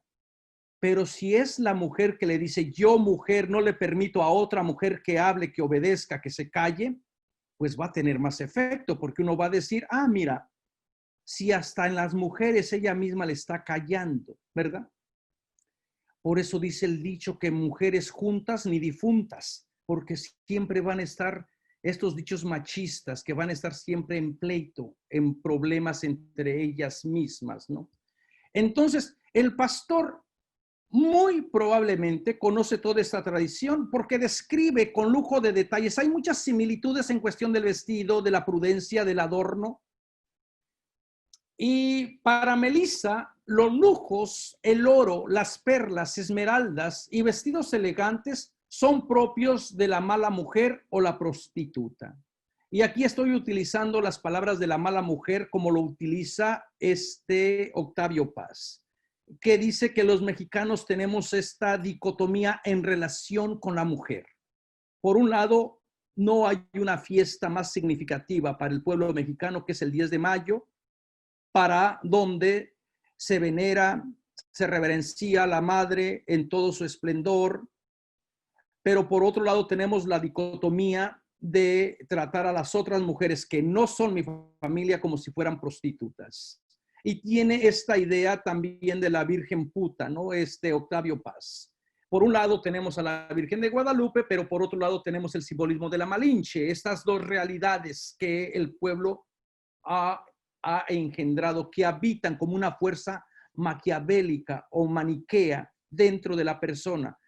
Y yo creo que no está, y entonces la mala mujer, según Octavio Paz, va contrario a lo que sería la buena mujer, la madre abnegada, la que espera al marido, la que juega con la ley, la que nunca transgrede las normas, la que siempre dice sí aunque sea no. En cambio, la mala mujer es la que usa a los hombres, la que se comporta como el macho, la que va y viene, la que no respeta los límites de privado, público, la que habla cuando no se le pide opinión, la que no acepta que calladita se ve más bonita. Entonces, para Octavio Paz, dice, para los machos mexicanos esa es una mala mujer y con las malas mujeres no hay que meterse. Y por allí también va esta obra de por qué los machos aman a las cabronas. ¿Ustedes nunca leyeron esa obra de teatro? Bueno, por allí va. Entonces, una vez más, los consejos de Melissa, la filósofa, a su amiga Clareta pueden iluminar este argumento.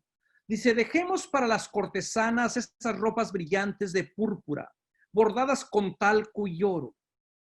Estos son los instrumentos de su infame oficio y las redes con que cogen a sus amantes. Entonces, el pastor hubiese hecho una relectura de todas las mujeres bíblicas o de todo el movimiento de Jesús, donde aparecen mujeres en un sentido protagónico, en papeles protagónicos, hablando, enseñando. Vamos a decir, bueno, es que no conoció a Jesús. Bueno, él se hace pasar por Pablo. Nos hubiera hablado de todas las mujeres que acompañaron a Pablo. Nos hubiera hablado de Pablo, de su amiga Chloe, la que facilitó la casa de oración en Corinto, la que posiblemente mandó gente a buscar a Pablo para que viniera a poner orden en la comunidad de Corinto porque estaba todo dividido. Nos hubiera hablado de Febe, la diaconisa de la iglesia de Cencreas, que generosamente lleva la carta, que posiblemente tuvo que enseñarles a la gente cuando juntó a la comunidad en las casas. Nos podía haber hablado también de Apia, de la hermana Ninfa. Nos hubiera hablado de Sintique, de las hermanas estas que están en la casa de Filipo. Nos hubiera podido hablar de Pérsides, de María, de Trifena, de Trifosa, de Junias. Nos hubiera hablado de un montón de mujeres que acompañaron al verdadero Pablo en papeles de apóstoles, en papeles de maestras, en papeles de evangelizadoras, en papeles de creadoras de comunidad, en mujeres generosas que dieron su dinero. Prisca, sin embargo, en vez de serle fiel a esa tradición que Pablo, el histórico, había comenzado a empoderar a estas mujeres, porque había dicho que en Cristo Jesús ya no hay distinción entre hombre y mujer. El pastor decidió utilizar los textos clásicos donde se denigra a la mujer, se le calla y se le condena simplemente por estar en silencio. Entonces podemos ver cómo los pensamientos a estas alturas, y es muy probable que el autor no solamente contestó con callar a las mujeres en sus textos de 1 Timoteo, 2 Timoteo y de Tito, es muy probable que sea el autor de la primera carta de Corintio, del capítulo 11, donde tenemos esta glosa: no le permito a la mujer que hable. Esa es una glosa que, si ustedes quitan ese versículo, todo lo demás tiene sentido. Alguien le aumentó o le puso al Pablo histórico esta idea de que no le permite a la mujer que hable. ¿Y quién es la persona que está obsesionada por no darle la voz a la mujer? Es el pastor. Entonces aquí podemos tener esta persona tuvo la oportunidad de conocer a Pablo, de tener sus escritos, de hacerse pasar por Pablo, pero traiciona al Pablo histórico. Lo traiciona conscientemente, que tiene sus propios intereses, y por eso es que yo o algunas personas le llamamos el antipablo. Porque si Pablo había empoderado a las mujeres, les había dado roles protagónicos y no tenía ningún problema en trabajar en igualdad, no como criadas, no como sirvientas, si tuviéramos que hacer todo el desfile de las mujeres que aparecen en las cartas de Pablo, en las 7 cartas de Pablo, nos quedaríamos sorprendidos de ver todas ellas en papeles protagónicos. Y uno dice, ¿por qué este señor no hace lo mismo? ¿Por qué las deja en el silencio? ¿Y por qué después lo más triste es que la tradición le dio más importancia a estas cartas que a las otras cartas de Pablo? O sea, nuestros énfasis hermenéuticos han ido cambiando de acuerdo a la sociedad, porque a través de estas cartas se sigue legitimando, se sigue callando, se sigue silenciando, y lo triste es que la mujer ha interiorizado esto como la virtud heroica del silencio, del servicio. Y luego la virtud heroica de, ay, como María, la mujer que no habló, la mujer que no dijo nada. Y yo no sé cuál María la gente lee, porque la María de los evangelios no es una María que esté en silencio. Entonces, es necesario crear una hermenéutica de mujeres que se atrevan a deshacer el género, de mujeres que se atrevan a romper estas cadenas de esclavitud. Y yo le llamo una hermenéutica de marimachas y también una hermenéutica de las malcriadas. Si nosotros jugamos con el simbolismo del malcriado o bien criado, en nuestras culturas, el bien criado o la bien criada es una mujer que nunca rezonga, que obedece la ley, que no cuestiona nada, que acepta todo lo que está como algo establecido. En cambio, la mujer malcriada es una mujer que responde, que transgrede la ley. Y yo creo que mi hermenéutica en este sentido es una hermenéutica malcriada. Es una hermenéutica que se atreve a desafiar, que se atreve a cuestionar todas las estructuras de injusticia, todas las estructuras que se han aceptado como divinas cuando en realidad no lo son. Y si queremos dar luz, queremos dar esperanza, y si queremos empoderar a nuestras hermanas, a nuestras abuelas, a nuestras tías, a nuestras ancianas, es necesario deshacernos de estos paradigmas que no nos dejan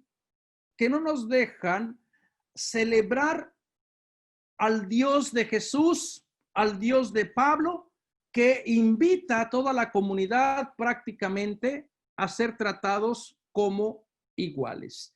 Entonces tenemos que buscar otros lentes hermenéuticos, tarea a veces no fácil porque el texto mismo es bastante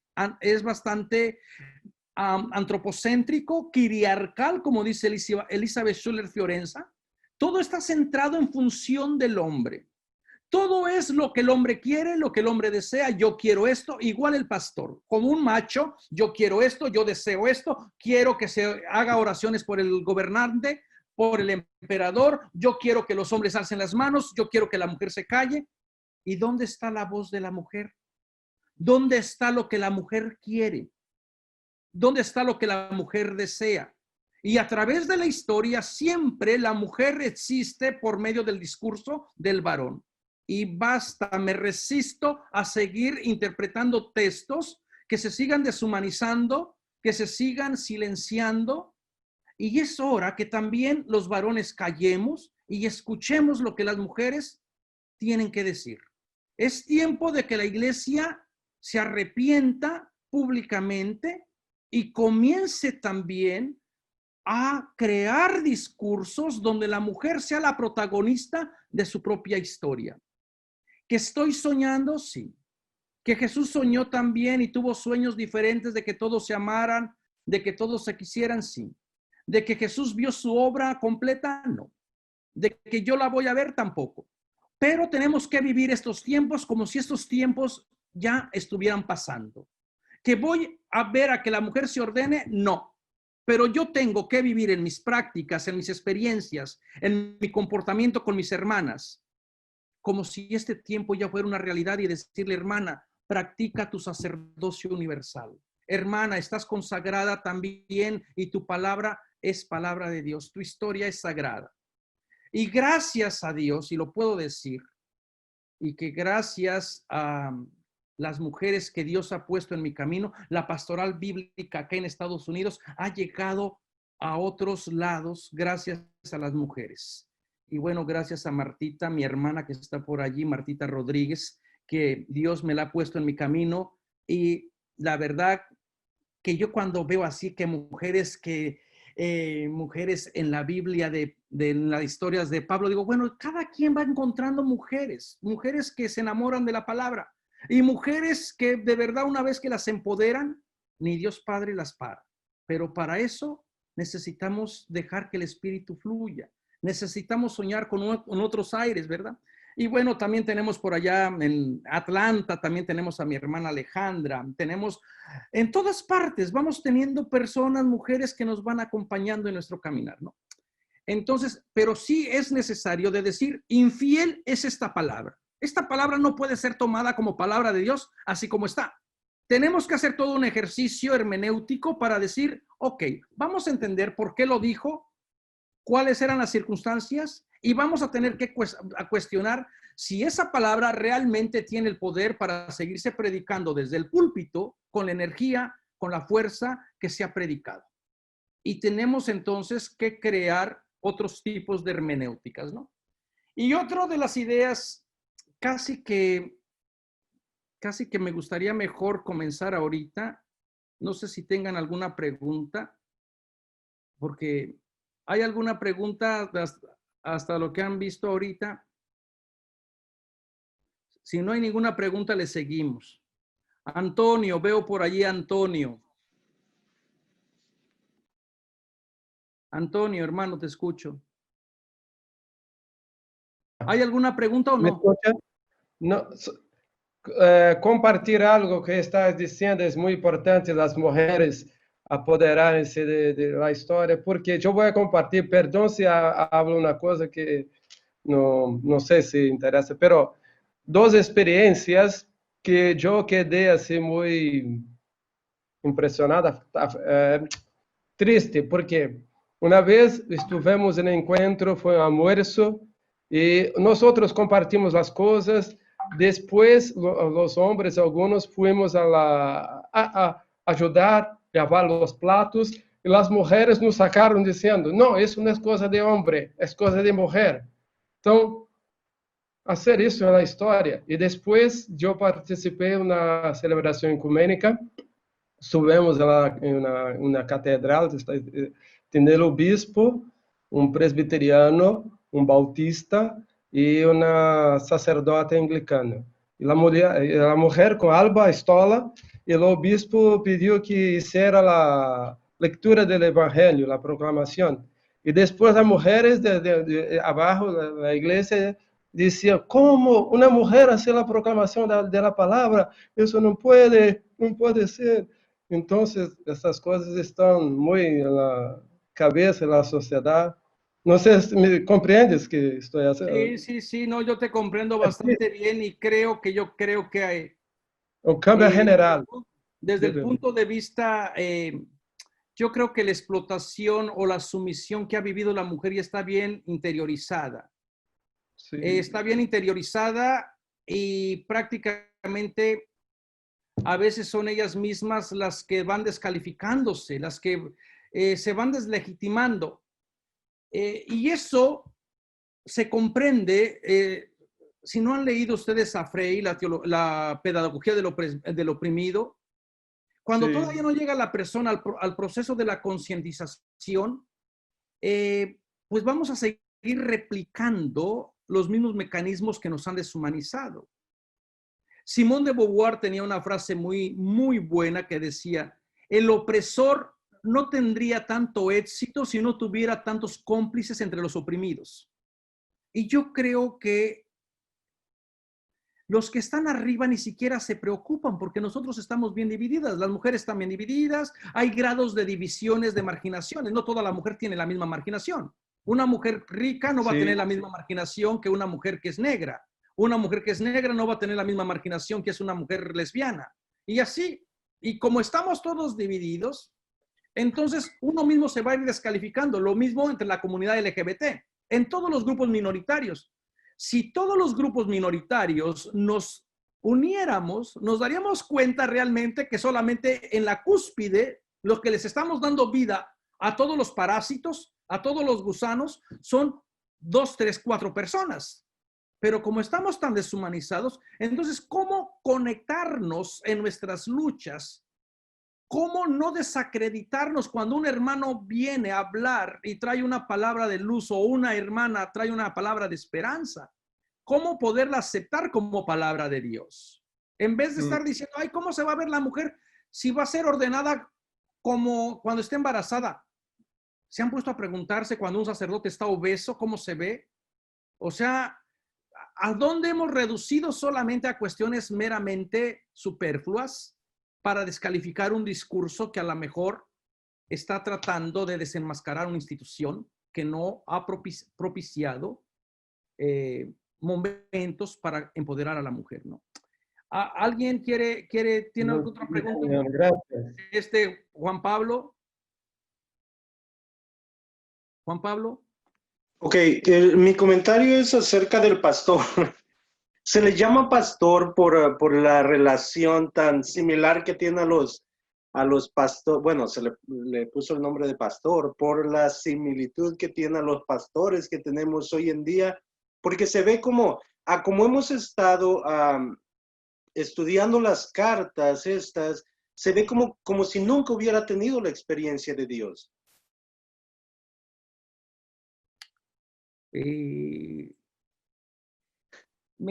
Primeramente, le doy el nombre de pastor. Bueno, si las cartas son pastorales, que este es un título que se ha dado apenas en el siglo XIX. A las cartas estas no se les llamaba pastorales, ¿verdad?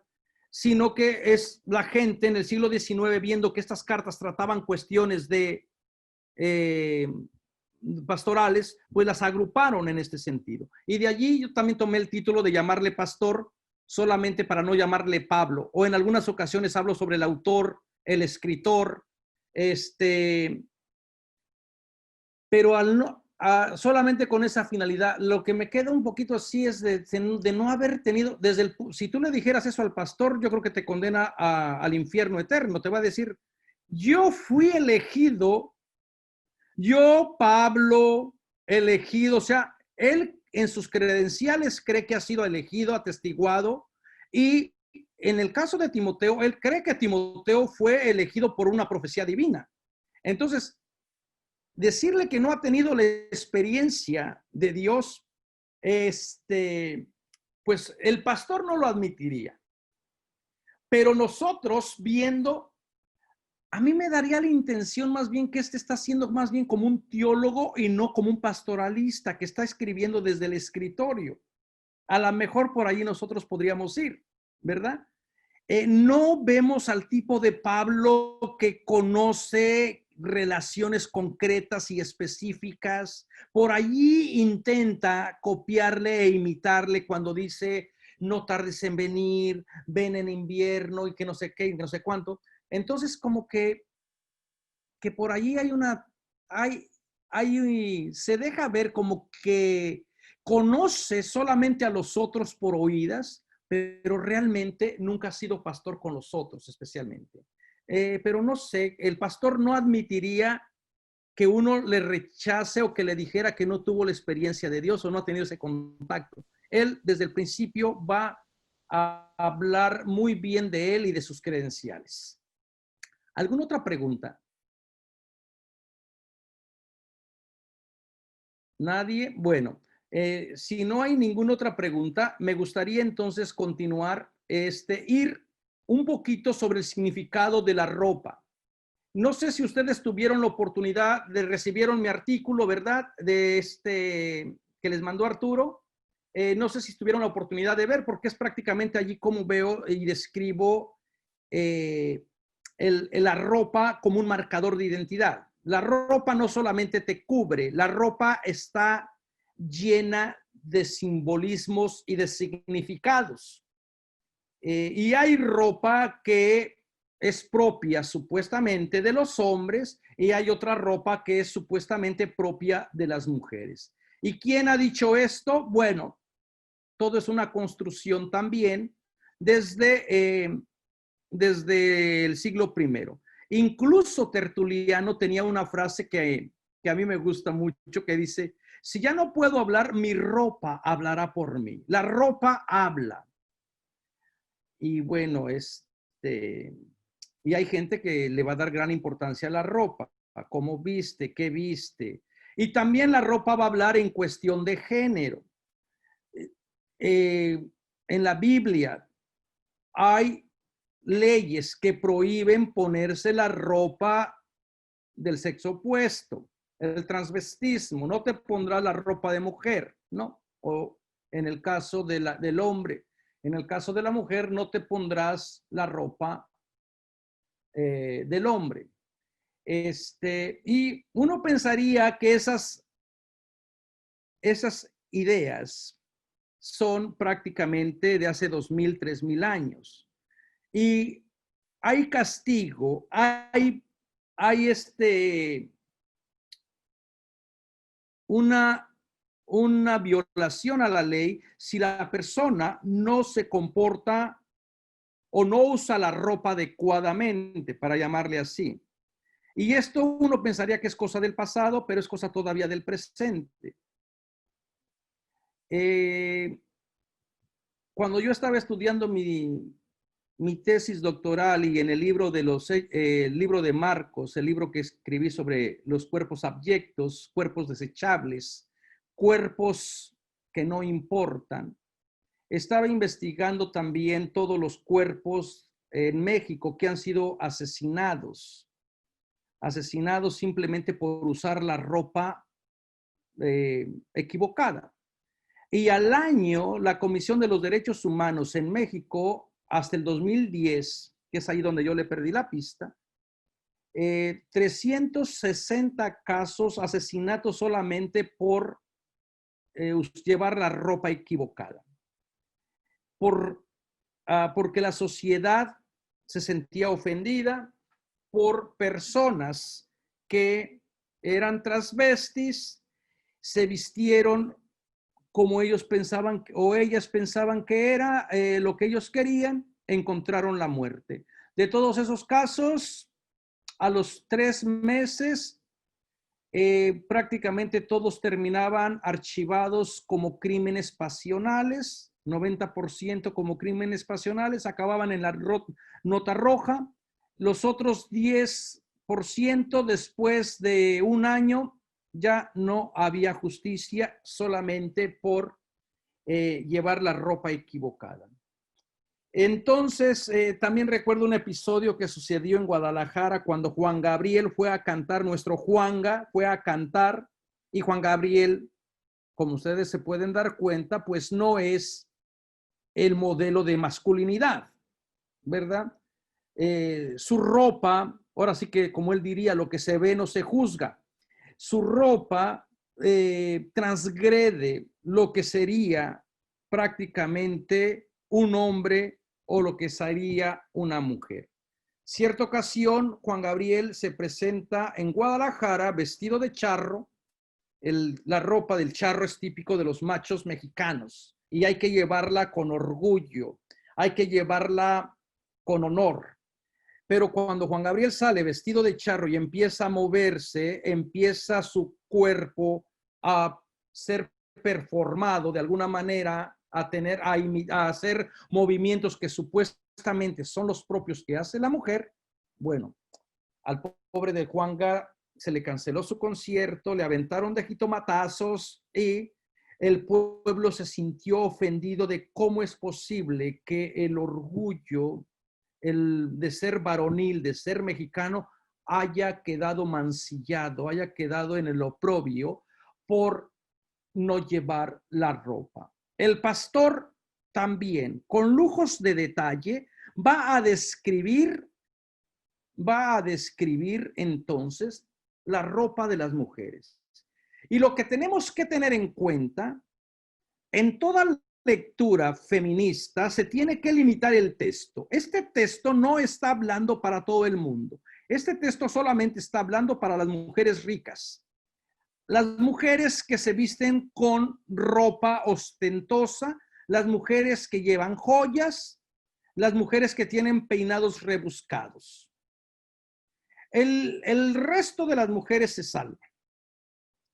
Bueno, después uno pensaría que se salvan. Después viene y se las va a acabar con la idea de que solo se van a salvar aquellas que den hijos. Las que son estériles o todas las vírgenes, pues o todas las viudas van a quedar prácticamente en la maldición. Los códigos de vestimenta adquieren una función simbólica. Tiene que ver no solo con la moral, con la sexualidad, sino también con la regulación del estatus social y las relaciones de género tan profundamente ligadas a la cuestión del honor y la vergüenza. Recuerden que las acusaciones que le hacían a Marco Antonio, Cicerón le decía que tan pronto se puso la toga masculina, la toga viril, Marco Antonio, por estar más preocupado con la Cleopatra, la convirtió en una toga de mujer. Porque Marco Antonio, según se cuenta, era mujer de todo el Senado. Así que él vivió bien. Entonces, la vestimenta de las mujeres estaba idealmente ligada a nociones de honor e ideales de relación entre los sexos, y a continuación desempeñaban entonces un papel importante en la construcción cultural de las categorías sexuales, códigos para hombres y mujeres. Yo me imagino que ustedes, algunas de ustedes, todavía recuerdan cuando a la mujer no se le permitía usar pantalón. Cuando a la mujer, la verdadera mujer, jamás, primero se queme la Biblia a que la mujer use el pantalón o que se corte el pelo. Y todavía estas historias han quedado allí por mera costumbre, diría el doctor Picasa, ¿no? La conducta de las mujeres estaba desdibujando los límites y las categorías del ser varón o varona, activo, pasivo, fuera, dentro, razón, pasión. Si nos vamos por esas ideas solamente por el simbolismo de la ropa, la ruptura de estas dicotomías creó desorden y confusión en la casa de Dios. Y según este especialista en las cartas pastorales, Zamfir, una biblista, la autoridad de las mujeres sobre los hombres es anómala. Conduce a consecuencias dramáticas tanto para el hogar como para el Estado, y deben considerarse un asalto a la tradición, la legalidad y la del decoro.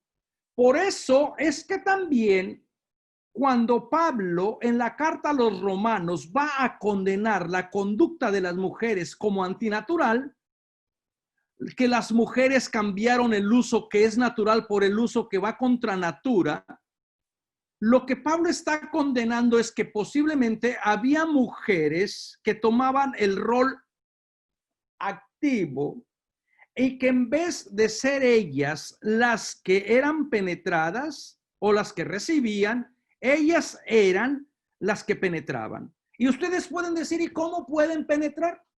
Pues hay un sinfín de evidencia arqueológica y de juguetes eróticos expuestos prácticamente por todo el Mediterráneo. Si ustedes van, por ejemplo, a Pompeya y pasan al lupanario, donde está todos los frescos de las diferentes posiciones en que tenían relaciones los hombres, las mujeres con mujeres, los hombres con los hombres, para que la gente que llegaba al puerto y que no sabía el idioma, solamente viendo el menú, dijera, esta posición, la número 1, la número 2, ok, el cuartito 3, métete allí. Entonces, hay un sinfín de información. Entonces, lo que el pastor posiblemente quiere estar regulando es esta conducta de que no se están respetando los géneros, y esto crea confusión. Lástima que se nos está terminando el tiempo. Voy a dejar hasta aquí por si hay alguna pregunta, alguna duda. Y mañana vamos a ir viendo todavía no solamente la cuestión de la ropa. Lo más importante es cómo rescatar los mitos. Uno pensaría que los mitos, es el mito de la Llorona, el mito de no sé quién. No hay nada ingenuo.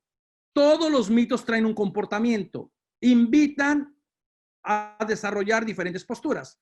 El día de mañana vamos a ver, cuando trae el mito de Eva, de dónde está leyendo, qué historia de la creación está trayendo. Me gustaría mañana entonces entrar, porque uno pensaría, bueno, cuando tú le cuentas las historias a tus niños, a tus nietos, a tus nietas, y donde presentan a la mujer siempre sumisa, atada a la piedra, encadenada en la torre, y el hombre va, lucha con gigantes, nada con las pirañas, le da de besos al león, se degolla al dragón, viene y resucita a la mujer, lo único que le estás enseñando a tu niño o a tu niña es decir, quédate atada en la cueva, quédate esclava, atada a la piedra. Entonces, los mitos tienen que ser reinventados de una manera más positivamente. Y el día en que la comunidad aprenda a formular nuevos mitos, nuevas historias, donde se empoderen nuevamente nuestras hermanas, entonces ese día diremos que estamos llegando a la propuesta del reino.